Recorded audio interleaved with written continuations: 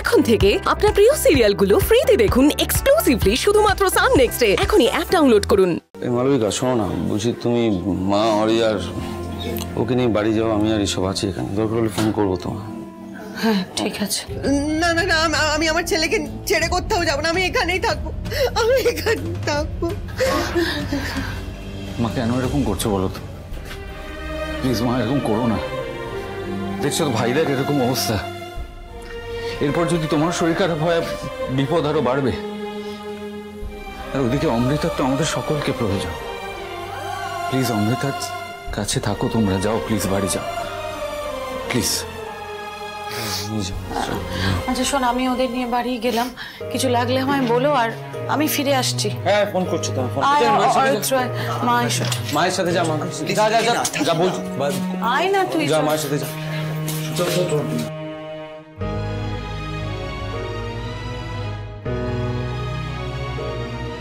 হ্যাঁ ঠিক আছে, যা মায়ের সাথে, সাবধানে।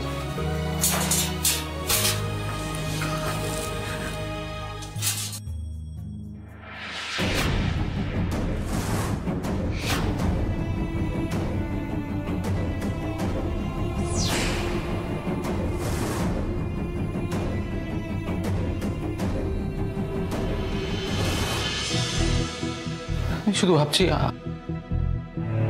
আমাদের পরিবারের সাথে এটা কি হচ্ছে, মানে কি থেকে কি হয়ে গেল। একের পর এক দুর্ঘটনা ঘটে চলেছে আমাদের পরিবারের সাথে। প্রথমে বড় মার সাথে ওরকম হলো, তারপর আমাদের অমির সাথে ওরকম একটা।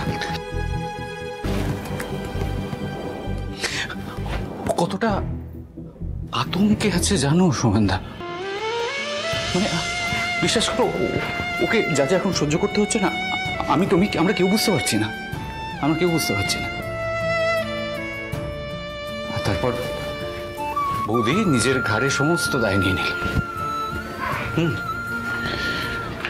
পুলিশ বৌদিকে অ্যারেস্ট করলো, কেস হলো,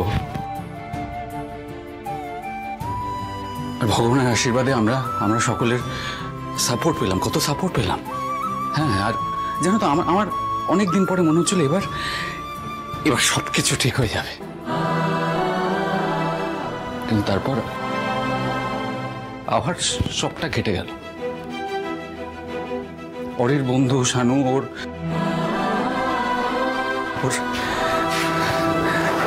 অ্যাক্সিডেন্ট হয়ে গেল, আর তারপর ভাইদার এই অবস্থা। মানুষটা বাঁচবে কি না, এসব কথা বল।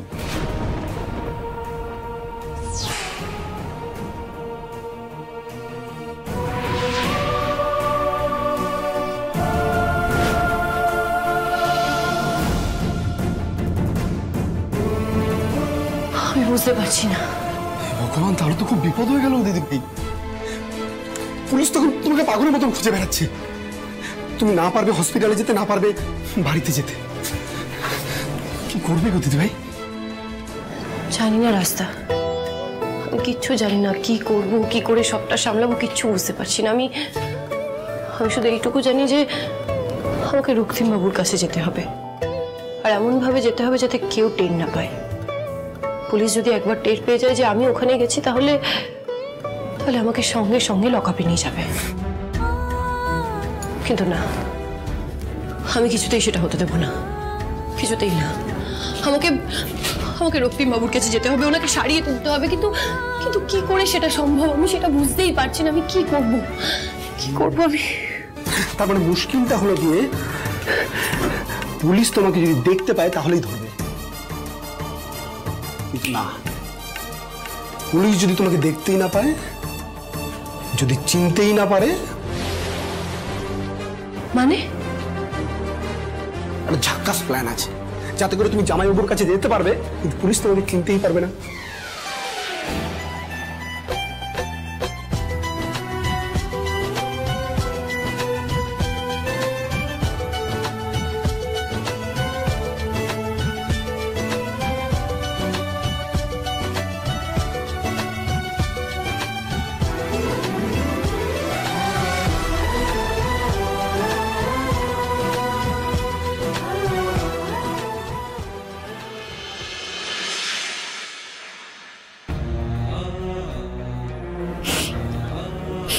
আচ্ছা সোমেনদা, আমাদের পরিবারের উপর দিয়ে এত এত এত ঝড়ঝাপটা যাচ্ছে, এত দুর্ঘটনা ঘটছে, আচ্ছা আমাকে একটা কথা বলো,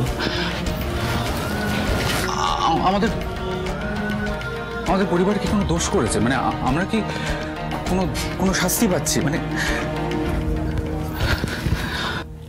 করেছি হয়তো অন্যায়, জ্ঞানে অজ্ঞানে কত দোষ কত অন্যায় তো করি, হয়তো আমাদের শাস্তি দিচ্ছে।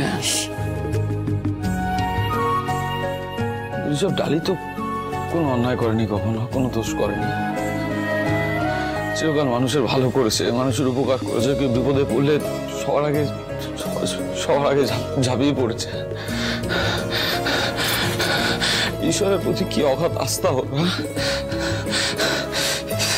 ঈশ্বর ওকে কেন এত কষ্ট দিচ্ছে বলতে পারো? ঠিক বাচ্চা মেয়ে, ওকে কেন এত কষ্ট দিচ্ছে? ঠিক ঠিক ঠিক ঠিক বলেছো সোমেন, কিন্তু প্রত্যেকটা মানুষের একটা একটা সহ্যের সীমা আছে, বৌদিরও তাই আছে। তবে জানো, আমার না মনে হচ্ছে বৌদি আইনের হাত থেকে বাঁচার জন্য পালিয়ে যায়নি। মানে এই সিচুয়েশনে যতদূর আমি বৌদিকে চিনি, বৌদি কিন্তু হাল ছাড়বে না। কিন্তু বৌদিকে আমরা কোথায় কোথায় খুঁজবো বলো তো? ঋষভ এদিকে শোনো। হ্যাঁ শোনো না, এদিকে কি হয়েছে? আমার কিন্তু একটা অন্য জিনিস মনে হচ্ছে। কি মনে হচ্ছে? অন্য কথা বলছে। কি বলছে? আমিও ডালিকে জবরদস্ত চিনি, আমার মনে হচ্ছে ডালি এখানে আসবে, ও রক্তিমের কাছে ঠিক ফিরে আসবে। দেখো তুমি, একদম ঠিক আস্তে কথা ঠিক বলেছো সোমেন। যেন আমারও মনে হচ্ছে বৌদি নিজেকে বাঁচানোর জন্য নয়, ভাইরাকে বাঁচানোর জন্য পুলিশের চোখে ধুলো দিয়ে পালিয়ে গেছে। বৌদিকে